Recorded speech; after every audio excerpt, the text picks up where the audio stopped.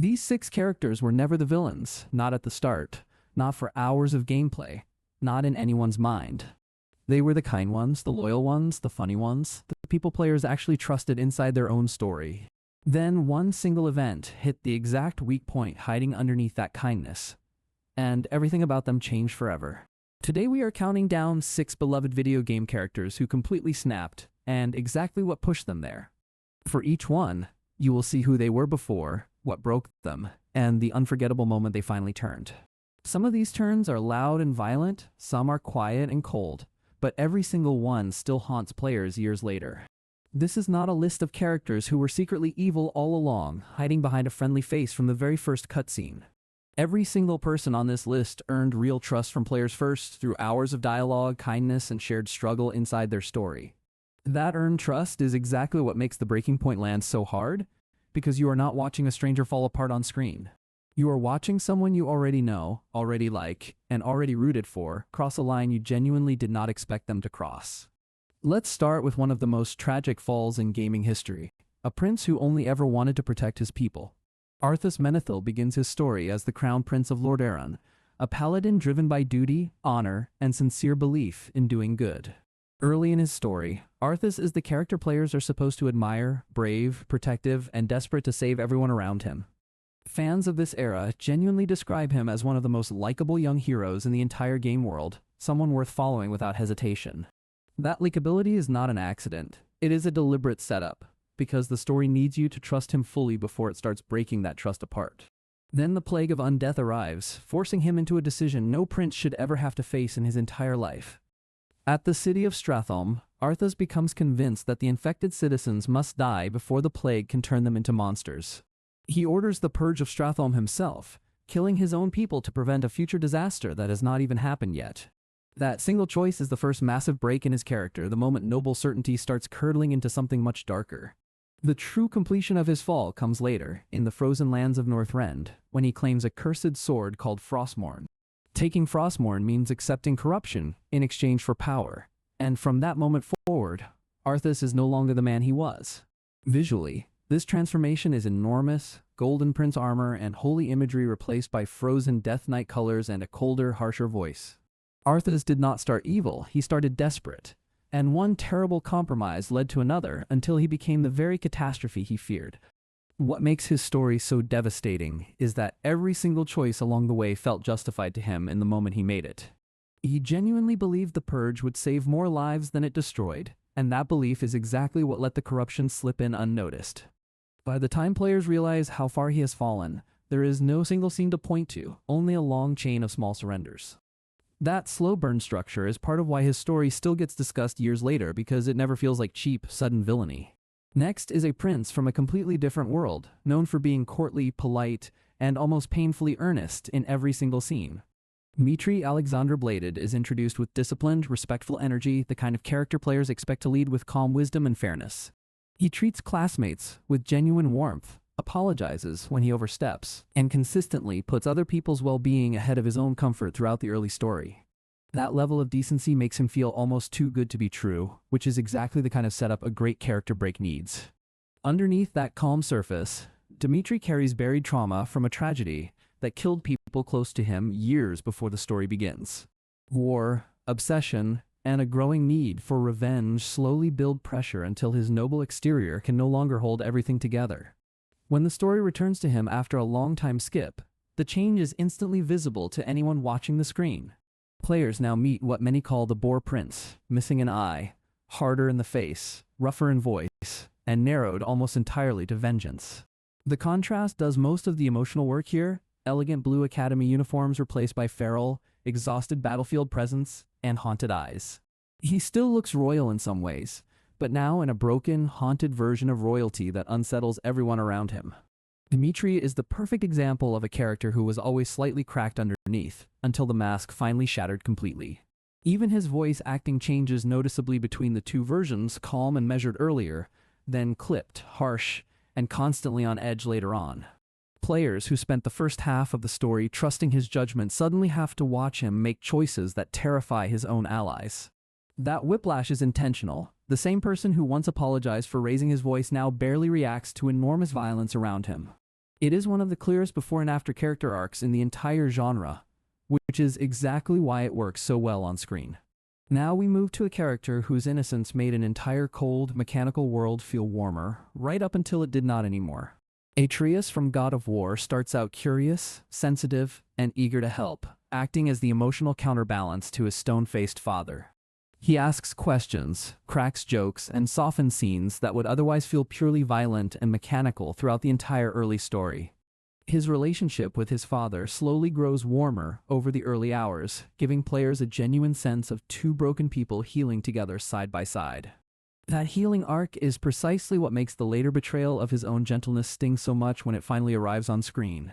Everything shifts when Atreus learns he is actually a god, a revelation that changes his self-understanding far too quickly for his age.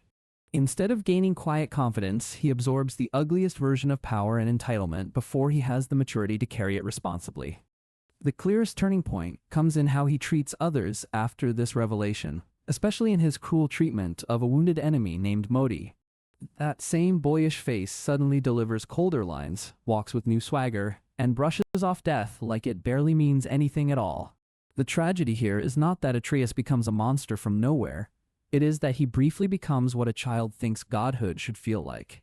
His father, normally the more violent of the two, actually becomes the voice of restraint during this stretch of the story, which flips their usual dynamic completely. Watching Kratos try to rein in his own son's cruelty adds an extra layer of unease, because it inverts everything players expect from these two. The shift is not just about combat lines either, it shows up in small moments, dismissive comments, impatience, and a lack of empathy that was never there before. That subtlety is part of why this arc lands so well. The change creeps in through tone long before it shows up in action. Next up is a character whose curiosity and warmth once softened one of the coldest, loneliest worlds ever built in a video game. 9S from Nier Automata is chatty, emotionally transparent, and often the warmest presence in a story otherwise filled with mechanical detachment and loss. He fills quiet moments with jokes, curiosity about the ruined world around him, and small acts of care that feel genuinely human despite being a machine. Players spend the first half of the story loving him precisely because he refuses to let the bleakness around him numb his personality completely. Multiple devastating truths break him in sequence: the collapse of his world, revelations about humanity itself, and the destruction of his entire military unit. The deepest wound comes from the death of his closest companion, 2B, an event that sends his mind into a slow, painful spiral. After her death, 9S becomes increasingly rage-driven, paranoid, and obsessed with revenge, especially toward the characters he blames for what happened. Visually, his once neat scanner design becomes damaged and frantic, matching a mind that is no longer processing grief in any healthy way. The gap between his early playful curiosity and his later obsessive vengeance is exactly what makes this transformation so difficult to watch. Repeated hacking sequences in the later story become almost frantic in pacing, matching a mind that keeps circling the same trauma without any relief. Voice acting again plays a huge role here, his usual cheerful tone gradually replaced by a strained, obsessive edge that never fully settles. Even side conversations that used to feel playful now carry a bitterness that was simply not present in his character earlier in the story. Players who loved his warmth in the first half often describe the second half as genuinely hard to sit through, which is the entire point. Now, a character whose transformation shocked players precisely because she had already survived so much before this particular story even began. Ellie from The Last of Us Part 2 starts out sharp-tongued, funny, loyal, and deeply human despite everything she had already been through. Even after surviving a harsh world, she still feels warm, reachable, and capable of real connection with the people closest to her. Her relationship with Joel gives the story its emotional foundation, built on years of trust that players watch form across an entire earlier game. Everything changes the moment Joel, the man who raised her, is murdered in front of her, detonating her entire emotional center instantly. What follows is not a simple revenge mission. It becomes a long, painful unraveling of who she used to be as a person. One of the clearest turning points is an interrogation scene where the audience is forced to sit with how far she is willing to go. Later moments push this even further, showing a version of Ellie that looks more hollow-eyed, more isolated, and more single-minded than before. The violence in her story stops looking like survival and starts looking uncomfortably close to self-destruction dressed up as justice. Ellie does not simply chase revenge in this story. Revenge slowly colonizes her identity until almost nothing else about her remains untouched. An aquarium sequence later in the story shows brief flashes of her old warmth returning, which makes the eventual relapse into violence hit even harder. By the time the story reaches its final confrontations, even people who supported her mission early on start to visibly question what it has cost her. The physical toll matters just as much as the emotional one. She looks more exhausted, more isolated, and more disconnected from the people who once grounded her. That combination of physical and emotional collapse is why this particular transformation generated so much discussion when the game originally released. Our final character today has one of the quietest snaps on this entire list, which somehow makes it feel even more unsettling. Yuri Lowell from Tales of Vesperia is laid back, witty, and protective, caring deeply about ordinary people without ever making a speech about it. He is unusually humane for this kind of role, the type of character who checks on strangers simply because it feels right, not because anyone asked.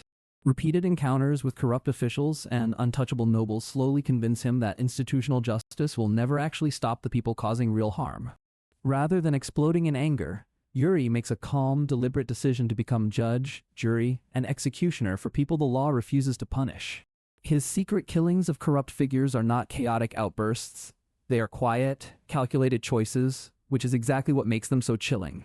His usual relaxed charisma never fully disappears, but underneath it now sits a colder, more permanent version of justice than before.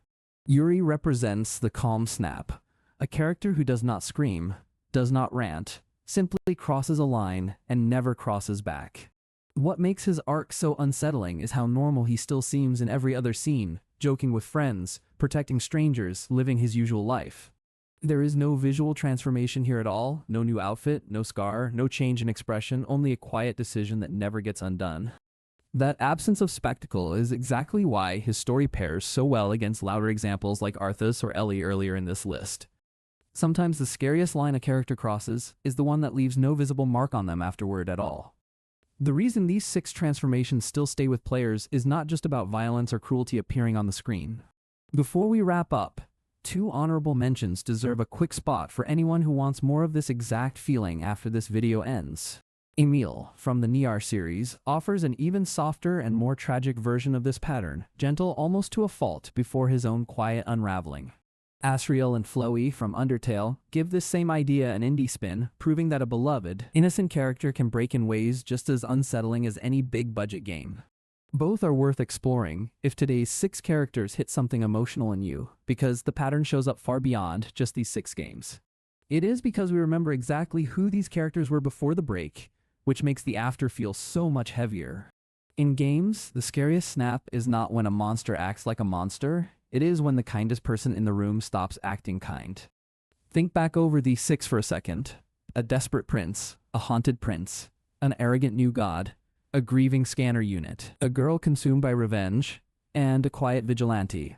Each one broke for a completely different reason, yet every single one still started from the exact same place, genuine kindness that the story slowly tested past its limit. That is really what separates a good character snap from a lazy one. The writers spend real time earning your trust before they ever spend it. A cheap version of this trope just makes a nice character suddenly act evil for shock value, with no build-up and no real reason behind it. Every character on today's list earns their turn instead, through hours of small choices, quiet trauma, and pressure that finally reaches a breaking point. That is exactly why these 6 moments get discussed, clipped, and replayed years after release, long after the games themselves stopped being new. If you want to see 6 more characters whose entire personalities flipped overnight, there is another video on this channel waiting for you right now.